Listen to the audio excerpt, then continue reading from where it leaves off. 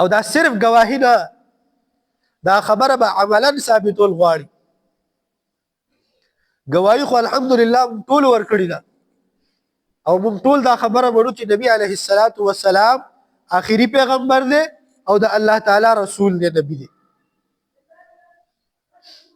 خو په عمل کې دا خبره د بعضې مسلمانانو هغه زیرو ده. صحابه چې به کله د نبی علیه الصلاة والسلام خبره واورېده نو سمعنا و اطعنا، هغوی به اطاعت وکړو په هغه ټیم باندې. اوس نبی علیه الصلاة والسلام په مونږ کې موجود نه دی، هغوی د دې دنیا نه تللی دي. مونږ به څنګه اطاعت کوو؟ د قرآن په دې آیت به مونږ څنګه عمل کوو؟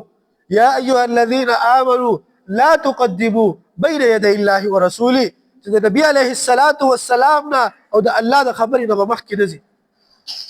په دې آیت به موږ څنګه عمل کوو؟ صحابو کې خو نبی علیه الصلاة والسلام موجود و، هغوی به خبره وکړه نو صحابو به عمل وکړو. اوس موږ به په دې آیت څنګه عمل کوو؟ اوس یو سړی وایي نبی علیه الصلاة والسلام موجود نه دی، زه به د هغه خبرې نه مخکې څنګه نظم؟ د دې څه مطلب دی؟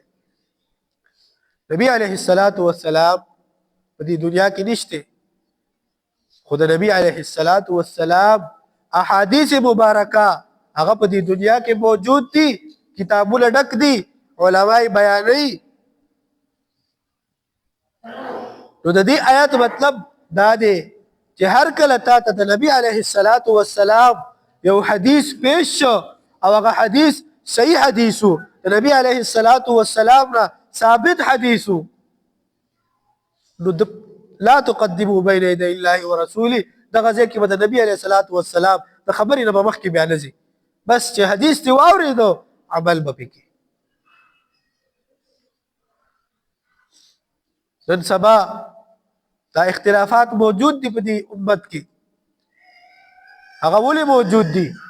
چې موږ دا آیت پیژندلی نه دی، موږ په دې آیت باندې پوه شوي نه یو چې نبی علیه الصلاة والسلام احادیث موږ ته بیانېږي او موږ یې نه منو،